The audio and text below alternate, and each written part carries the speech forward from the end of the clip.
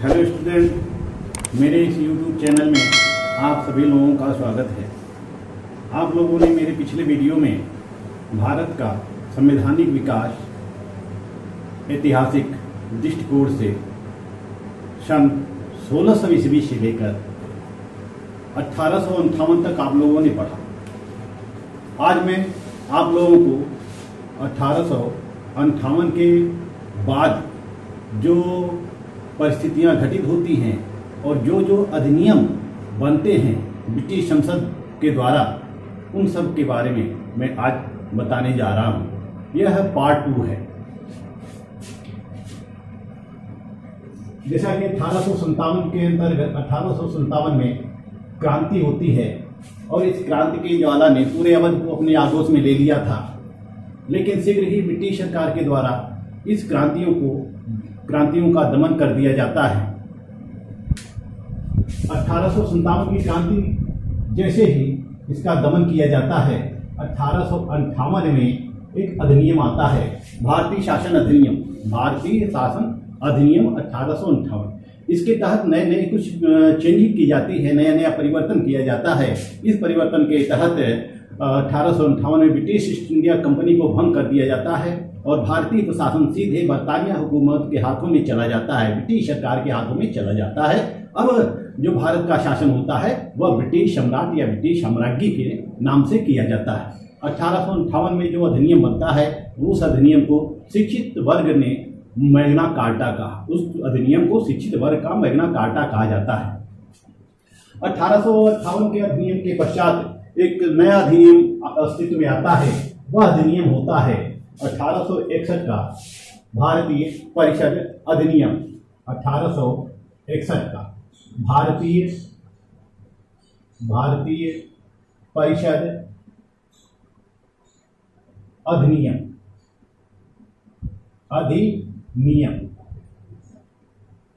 भारतीय परिषद अधिनियम। और वास्तव में भारत के संविधान का जो विकास होता है, संवैधानिक विकास का जो सूत्रपात होता है, इसी अधिनियम से होता है। इसी अधिनियम के द्वारा धीरे धीरे नए नए कानून बनाए जाने लगते हैं, नए नए प्रावधान बनाए जाने लगते हैं। तो इस जो भारतीय परिषद अधिनियम बना 1861 का, इसमें कुछ भारतीयों को प्रतिनिधित्व देना सुनिश्चित किया गया। यानी कि जो गवर्नर जनरल थे, गवर्नर जनरल को नए प्रांतों के गठन का अधिकार दिया गया। जो प्रांत है उनके गठन का अधिकार दिया गया, नाम में चेंजिंग का अधिकार दिया गया और एक नया प्रांत का निर्माण का अधिकार दिया गया। और गवर्नर जनरल को प्रांतों के लिए गवर्नर या लेफ्टिनेंट गवर्नर की नियुक्ति का अधिकार भी दिया गया। और जो भारत परिषद जो गवर्नर जनरल को परामर्श देती थी, भारत परिषद को एक विधायी संस्था बना दिया गया। और ये जो भारत परिषद था, इस भारत परिषद को कानून बनाने का अधिकार दे दिया गया। क्या दे दिया गया? कानून बनाने का अधिकार दे दिया गया। और भारत परिषद अब संपूर्ण भारत के लिए कानून बनाती थी, चाहे वह ब्रिटिश प्रांतों के लिए हो, चाहे देशी रियासतों के लिए हो, चाहे वह ब्रिटिश नागरिकों के लिए हो, चाहे वह भारतीय नागरिकों के लिए हो, सभी के लिए भारत परिषद को सभी के लिए कानून बनाने का अधिकार दे दिया गया। और जो विधान परिषद था, जो केंद्रीय विधान परिषद थी, उस केंद्रीय विधान परिषद की सदस्य संख्या में वृद्धि कर दी गई। उनकी सदस्य संख्या 6 से बढ़ाकर 12 कर दी गई। और जो इसमें मनोनीत सदस्य होते थे, उनका कार्यकाल 2 वर्ष सुनिश्चित किया गया। मनोनीत सदस्यों का कार्यकाल 2 वर्ष के लिए सुनिश्चित किया गया। भारतीय प्रशासन को उत्तम ढंग से चलाने के लिए गवर्नर जनरल को एक संपूर्ण अधिकार दे दिया गया कि वह भारतीय प्रशासन को कुशल ढंग से संचालित करे। और उस समय भारत के गवर्नर जनरल जो थे वह लॉर्ड केनिंग भारत के गवर्नर जनरल थे। लॉर्ड केनिंग ने भारतीय प्रशासन को चलाने के लिए प्रशासन को विभागों में बांट दिया और लॉर्ड केनिंग ने ही विभागीय प्रणाली की शुरुआत की। यह क्वेश्चन आता है, यह क्वेश्चन कंपटीशन में पूछा जाता है कि भारत में विभागीय प्रणाली की शुरुआत किसने की, तो किसने की, लॉर्ड केनिंग के द्वारा की गई थी।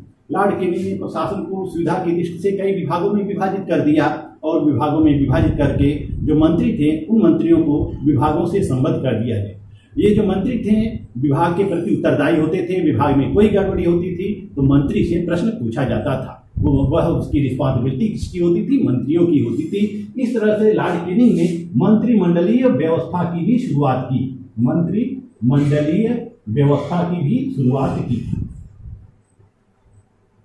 मंत्रिमंडलीय व्यवस्था की शुरुआत ये सब किस अधिनियम के अंतर्गत होती है, 1861 के अधिनियम के अंतर्गत होती है। इस अधिनियम की एक और बड़ी विशेषता थी कि जो गवर्नर जनरल था वह शांति के लिए, सुरक्षा के लिए, वह ब्रिटिश हितों के लिए परिषद के बहुमत की उपेक्षा कर सकता था, अपने विवेक से निर्णय ले सकता था। जो गवर्नर जनरल था उस गवर्नर जनरल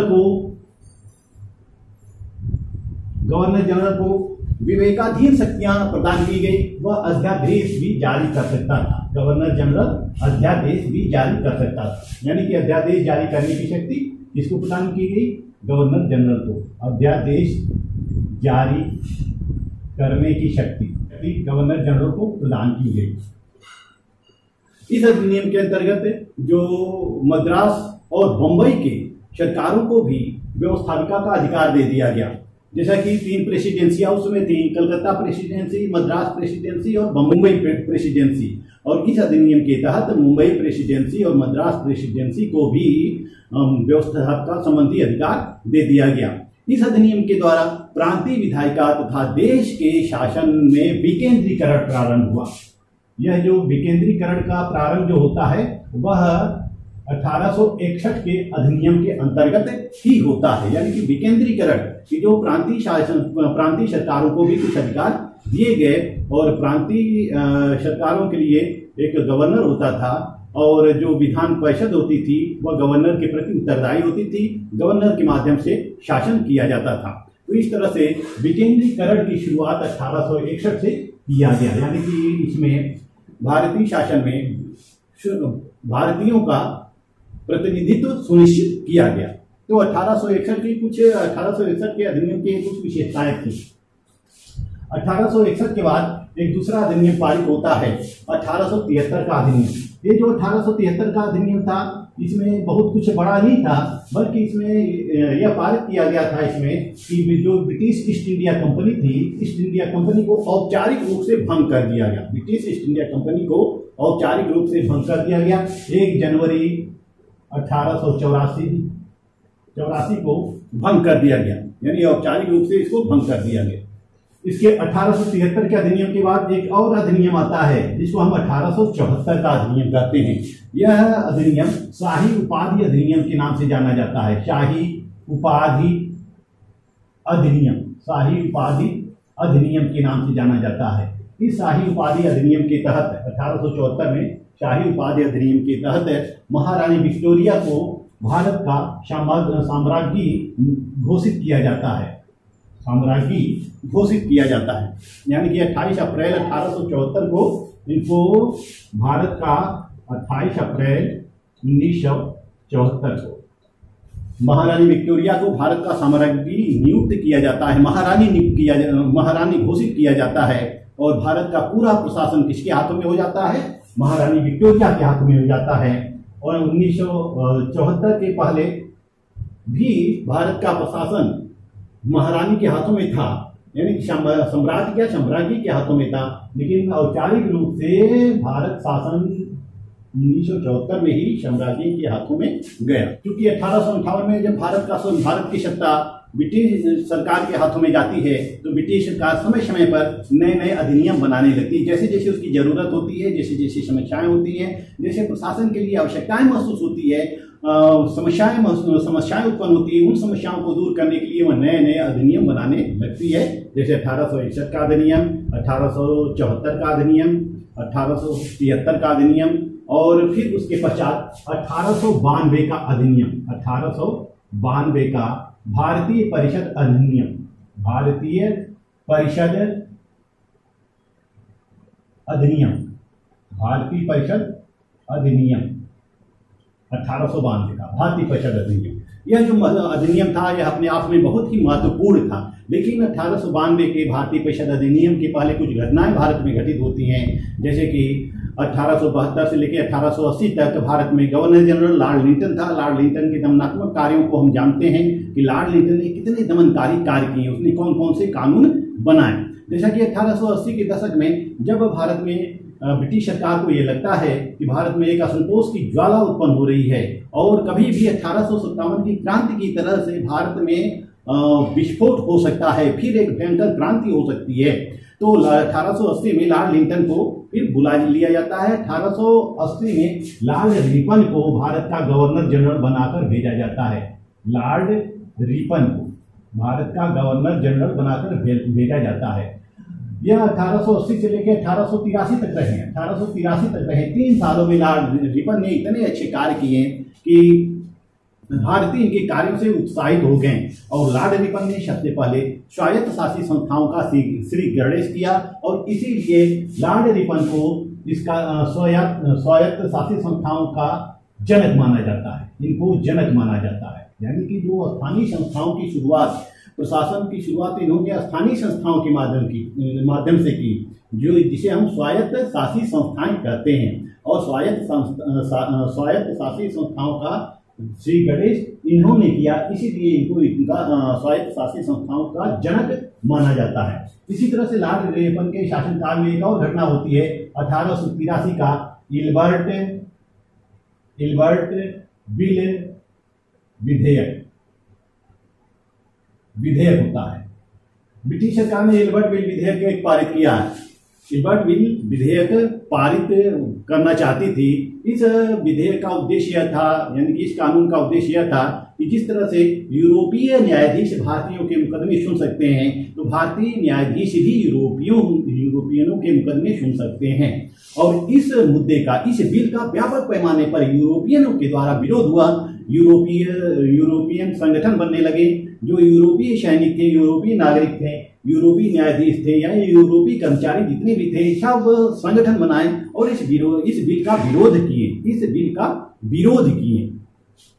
और इस विरोध को देखते हुए भारतीयों के मन में भी यह उत्पन्न होता है कि जिस तरह से एक छोटा सा विधेयक, इल्बर्ट बिल विधेयक का विरोध इनके द्वारा किया जा सकता है, तो हमारे द्वारा भी ब्रिटिश सरकार के बिल का या विधेयक का या कानूनों का या प्रशासन का विरोध क्यों नहीं किया जा सकता।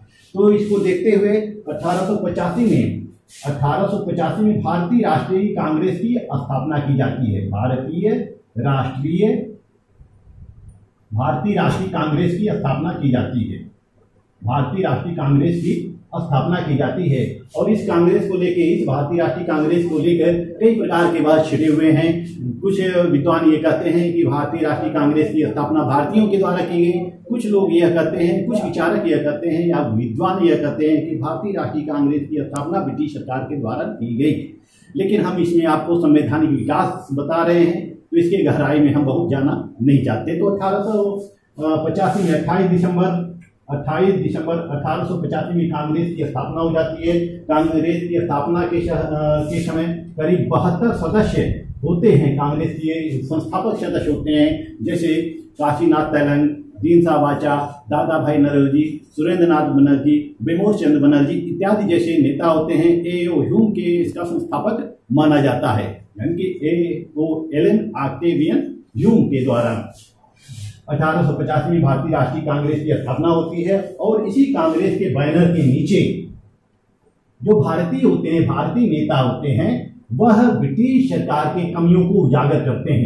यानी कि 1885 से लेकर 1892 तक करीब 7 वर्षों का संघर्ष करते हैं और 7 वर्षों के संघर्ष के दौरान 1892 का भारतीय परिषद अधिनियम ब्रिटिश सरकार के द्वारा पारित किया जाता है।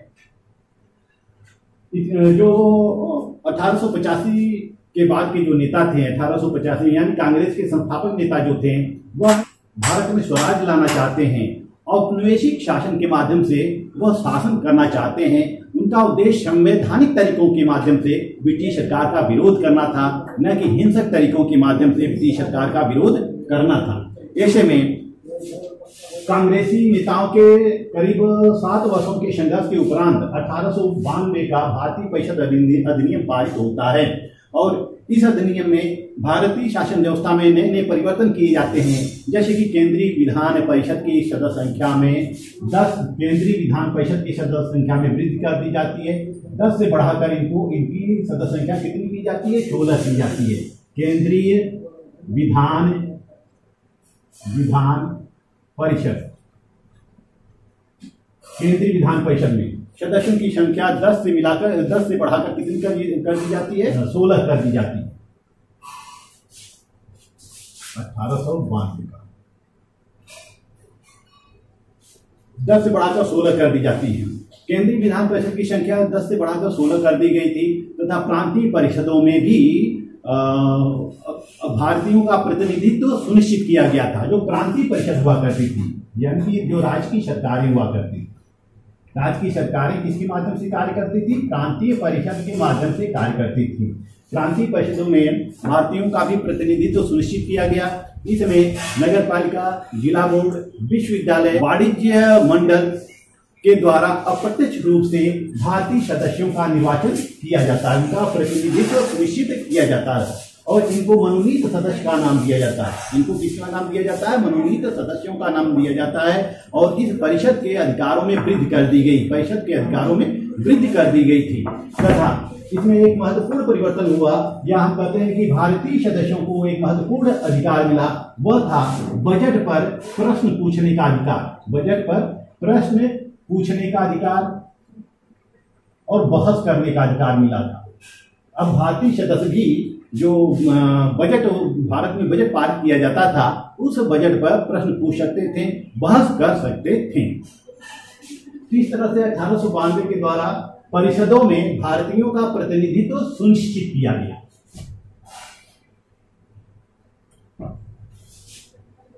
अठारह सौ 92 के पश्चात एक और अधिनियम आता है, 1909 का अधिनियम। 1909 का अधिनियम भारतीय परिषद अधिनियम 1909 का आता है। इस 1909 के अधिनियम को हम मार्ले मिंटो सुधार के नाम से जानते हैं।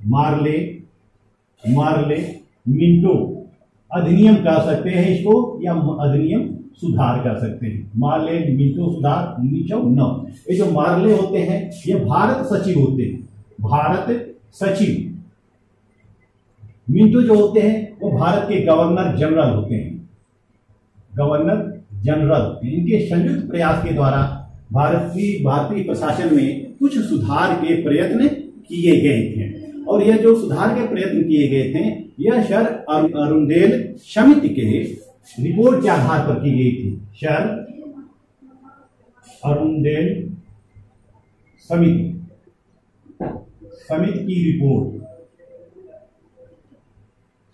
रिपोर्ट के आधार पर यह सुधार किए गए थे। 1909 में फरवरी 1909 में सर अरुंडेल की रिपोर्ट आती है।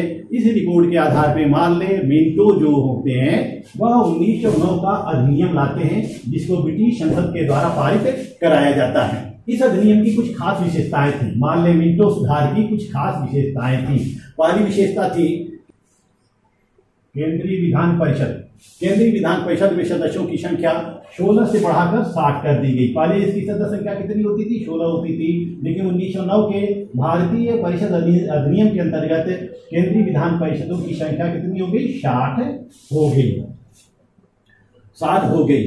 लेकिन इनका प्रतिनिधित्व तो बढ़कर कितना हो गया? 69 पहुंच गया था, जिसमें 37 सदस्य जो होते थे वो शासकीय होते थे। 37 सदस्य शासकीय होते थे और 32 सदस्य जो होते थे वह गैर शासकीय होते थे। गैर शासकीय होते थे, यानी कि कुल मिलाकर 69 पहुंच गई थी केंद्रीय विधान परिषद में सदस्यों की संख्या। और दूसरा महत्वपूर्ण संशोधन किया गया। मुसलमानों के लिए इस अधिनियम में पृथक निर्वाचन पद्धति अपनाई गई।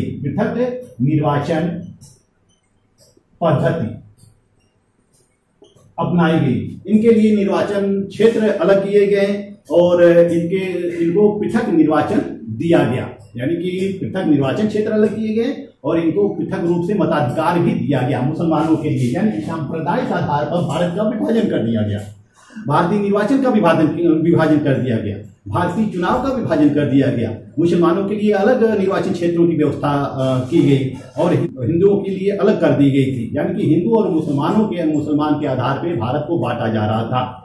इसीलिए मार्ले मिंटो यानी कि मिंटो मार्ले से कहते हैं कि हम नाक के दांत बो रहे हैं और इसका फल भीषण होगा, हम नाक के दांत बो रहे हैं और इसका फल भीषण होगा।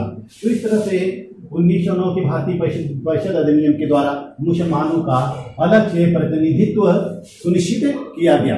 तीसरा जो महत्वपूर्ण अधिनियम की खास बातें थी वह था बजट पर प्रश्न पूछने का, बहस करने का, चर्चा करने का अधिकार दिया गया। बजट पर प्रश्न पूछने का, चर्चा करने का और बहस करने का अधिकार दिया गया। चौथा जो महत्वपूर्ण बिंदु है, प्रतिनिधित्व के आधार पर निर्वाचन प्रणाली अपनाया गया, यानी कि प्रतिनिधित्व के आधार पर निर्वाचन प्रणाली को 3 भागों में बांटा गया। प्रतिनिधित्व के आधार पर निर्वाचन प्रणाली को 3 भागों में बांटा गया। पहला था साधारण, दूसरा वर्ग विशेष के आधार पर प्रतिनिधित्व, वर्ग विशेष के आधार पर प्रतिनिधित्व, तीसरा था विशेष व्यक्तियों का प्रतिनिधित्व, विशेष लोगों का प्रतिनिधित्व, यानी कि निर्वाचन प्रणाली को 3 आधार पर बांट दिया गया था। पांचवा जो बिंदु था, इस अधिनियम के द्वारा इस अधिनियम के द्वारा सबसे पहले वायसराय की कार्यकारिणी में, वायसराय की कार्यकारिणी में भारतीय सदस्यों का प्रतिनिधित्व सुनिश्चित किया गया, यानी कि वायसराय की कार्यकारिणी में 2 भारतीय सदस्यों का मनोनयन किया गया।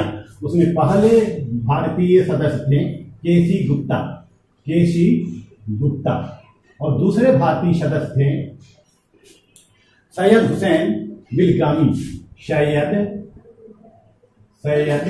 हुसैन बिलग्रामी। 2 भारतीय सदस्यों का मनोनयन वायसराय की कार्यकारिणी में किया गया। तो इस तरह से 1909 के अधिनियम में भारतीय शासन व्यवस्था में महत्वपूर्ण परिवर्तन हुए, लेकिन इनका विकास, संविधान का विकास या प्रशासन व्यवस्था का विकास ये रुका नहीं, बल्कि समय समय पे परिवर्तन होते रहे। इसके पश्चात आता है भारतीय सरकार अधिनियम 1919, भारतीय सरकार अधिनियम 1919, भारतीय सरकार अधिनियम 1919। देखिए, जो भारतीय परिषद अधिनियम था 1909, उसमें मुसलमानों के लिए पृथक निर्वाचन की व्यवस्था की गई। और दूसरा महत्वपूर्ण तथ्य क्या है कि वायसराय की कार्यकारिणी कमेटी में 2 भारतीयों का भी मनोनयन सुनिश्चित किया गया। लेकिन जो भारतीय सरकार अधिनियम 1919 है, ये इसमें भी कुछ महत्वपूर्ण परिवर्तन होता है, इससे भी अधिक महत्वपूर्ण परिवर्तन होता है, यानी कि प्रशासन का धीरे धीरे विकास होता है, प्रशासन करने के तरीकों का विकास होता है, प्रणाली का विकास होता है, यानी कि प्रणाली का विकास धीरे धीरे होने लगता है, नया परिवर्तन होने लगता है। तो जिस तरह से 1909 में मार्ले और मिंटो अधिनियम के 1909 के अधिनियम को मार्ले मिंटो अधिनियम के नाम से जाना जाता है, उसी तरह से भारत सरकार अधिनियम 1919 को मॉन्टेग्यू चेम्सफोर्ड सुधार के नाम से जाना जाता है। इसी अधिनियम को किसके नाम से जाना जाता है? इसमें जो मॉन्टेग्यू होते हैं वह भारत सचिव होते हैं। मॉन्टेग्यू जो थे वह भारत सचिव होते हैं। चेम्सफोर्ड जो होते हैं वह गवर्नर जनरल होते हैं, भारत के गवर्नर जनरल होते हैं। 1919 के भारतीय शासन अधिनियम में कुछ महत्वपूर्ण परिवर्तन होते हैं और यह परिवर्तन मॉन्टेग्यू रिपोर्ट 20 अगस्त 1917 यानी कि के आधार पर रिपोर्ट 1917 के आधार पर यह अधिनियम बनाया गया। मॉन्टेग्यू ने भारत को डोमिनियन स्टेट देने की घोषणा की, डोमिनियन स्टेट देने की घोषणा की, यानी कि ब्रिटिश सरकार की मंशा के अनुरूप यह डोमिनियन स्टेट बनाना चाहते थे, भारत को डोमिनियन की स्थिति प्रदान करना चाहते थे। और इसके लिए मॉन्टेग्यू ने शिमला में भारत के गवर्नर जनरल जेम्स फोर्ड और भारत के विभिन्न नेताओं से इन्होंने वार्ता की। भारत के विभिन्न नेताओं से इन्होंने वार्ता किया। वार्ता करने के उपरांत यह जो प्रस्ताव था भारतीय सरकार अधिनियम 1919 के नाम से ब्रिटिश संसद के द्वारा पारित किया गया था। इस अधिनियम के कुछ खास बातें थी। पहली जो बात थी वह कि भारत सचिव, यानी कि भारत सचिव कौन था? ब्रिटिश सरकार और भारतीय गवर्नर जनरल के बीच की एक कड़ी था भारत सचिव। जो भारत सचिव का जो वेतन वह ब्रिटिश राजस्व से देने की बात कही गई है। अब तक यानी कि 1773 से लेके 1919 तक भारत सचिव का जो वेतन होता था वह भारतीय राजकोष से दिया जाता था, भारतीय राजस्व से दिया जाता था। लेकिन 1919 के इस अधिनियम के अंतर्गत अब भारत सचिव का वेतन जो था वह ब्रिटिश राजस्व से देना सुनिश्चित किया गया। यह पहली खास बात इस अधिनियम की थी। दूसरी खास बात थी कि भारत सचिव के कार्यभार को कम करने के लिए एक हाई कमिश्नर की नियुक्ति की गई। हाई कमिश्नर की नियुक्ति की गई। तीसरी जो खास बात थी इस अधिनियम की कि प्रत्यक्ष निर्वाचन प्रणाली अपनाई गई। 1919 के अधिनियम में प्रत्यक्ष निर्वाचन प्रणाली अपनाई गई।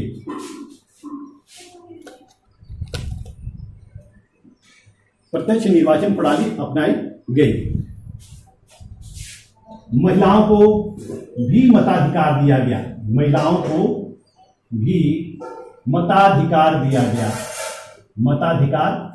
गया। पांचवी विशेषता थी इस अधिनियम की कि सांप्रदायिक आधार पर सिखों को भी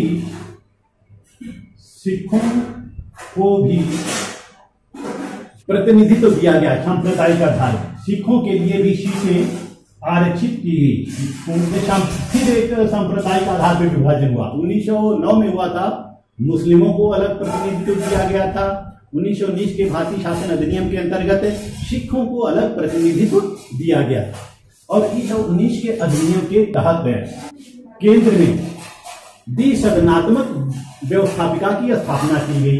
केंद्र में द्विसदनात्मक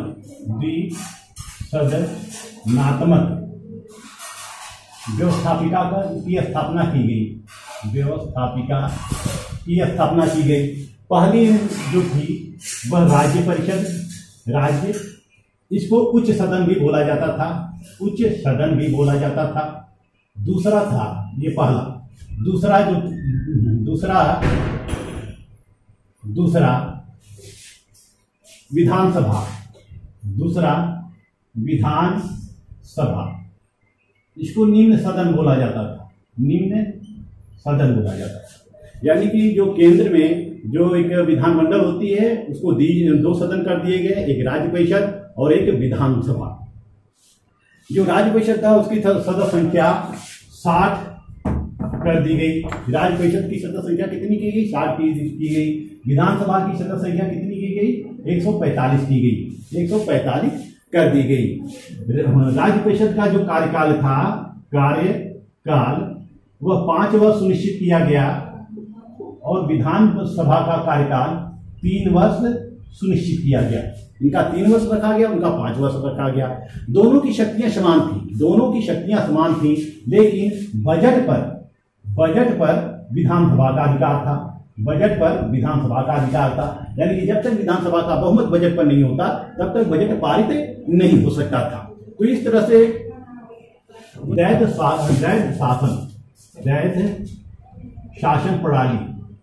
शासन प्रणाली की स्थापना की गई।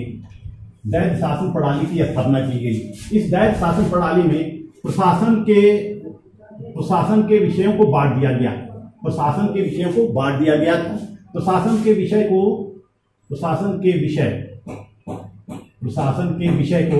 2 भागों में विभाजित किया गया।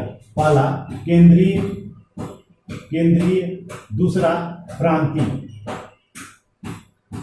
दो भागों में विभाजित किया गया, एक केंद्रीय विषय था और एक प्रांतीय विषय था। केंद्रीय विषय पर कानून बनाने का अधिकार, उस पर प्रशासन करने का अधिकार केवल केंद्रीय विधानसभा को ही प्राप्त था, केंद्रीय सरकार को ही प्राप्त था। जो प्रांतीय विषय थे उनको दो श्रेणियों में विभाजित किया गया था, एक हस्तांतरित और दूसरा आरक्षित।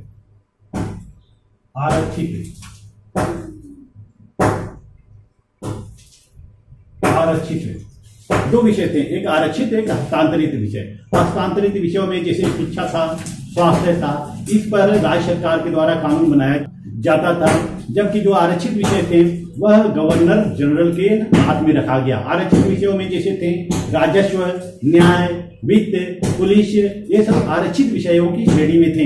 इस पर गवर्नर जनरल को अधिकार प्राप्त था। तो इस तरह से प्रांतों में वैध शासन व्यवस्था की स्थापना की गई, वैध शासन प्रणाली की स्थापना की गई 1919 के भारतीय शासन अधिनियम के अंतर्गत। जैसा कि वैध शासन के जो जन्मदाता हैं वह क्या था, वैध शासन के जन्मदाता के कंपटीशन में पूछा जाता है कि वैध शासन के जन्मदाता कौन है? लायोनील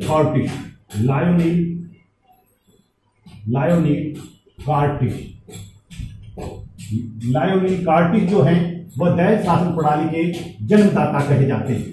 जन्मदाता कहे जाते हैं लायोनील कार्टिस, वैध शासन प्रणाली की। इस अधिनियम के अंतर्गत एक और महत्वपूर्ण परिवर्तन किया गया, वह क्या था? लोक सेवा आयोग का गठन। इस अधिनियम के अंतर्गत भारतीय सचिव जो था वह महालेखा परीक्षक की नियुक्ति कर सकता था, और महालेखा परीक्षक की नियुक्ति का अधिकार किसको दे दिया गया? महालेखा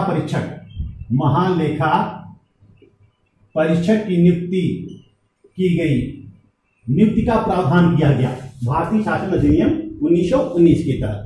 और महालेखा परीक्षक की नियुक्ति कौन कर सकता था? वह भारत सचिव कर सकता था। भारत सचिव के माध्यम से महालेखा परीक्षक की नियुक्ति की जाती थी। तो इस तरह से 1919 के भारतीय शासन अधिनियम में कुछ महत्वपूर्ण परिवर्तन किए गए और महत्वपूर्ण प्रावधान किए गए, और यह 1900 भारतीय शासन अधिनियम 1935 तक चलता रहा। 1935 तक चलता रहा। लेकिन 1935 तक आते आते भारत में बहुत कुछ परिवर्तन हो चुके थे। भारत में आंदोलन 1919 के बाद भारत में कई आंदोलन हो चुके थे। जैसे 1920 में महात्मा गांधी का असहयोग आंदोलन, 1930 में सविनय अवज्ञा आंदोलन, इसी तरह से विभिन्न आंदोलन हो चुके थे। भारत की परिस्थितियां बदल चुकी थी, इसलिए अब ब्रिटिश सरकार को यह जरूरी था कि भारतीय शासन व्यवस्था में फिर से एक बार परिवर्तन करे, और इस परिवर्तन को हम 1935 भारतीय शासन अधिनियम के नाम से जानते हैं। स्टूडेंट, ये रहा आज का विषय, भारत का संवैधानिक विकास, एक ऐतिहासिक परिचय का पार्ट 2। अब इसके आगे हम आपको पार्ट 3 में 1935 से 1947 तक हम विश्लेषण करेंगे भारतीय संविधान का ऐतिहासिक विकास पर। आप लोगों को यदि यह वीडियो अच्छा लगे तो मेरे चैनल को सब्सक्राइब जरूर कीजिएगा, लाइक जरूर कीजिएगा और अपने दोस्तों में भी शेयर कीजिएगा। धन्यवाद।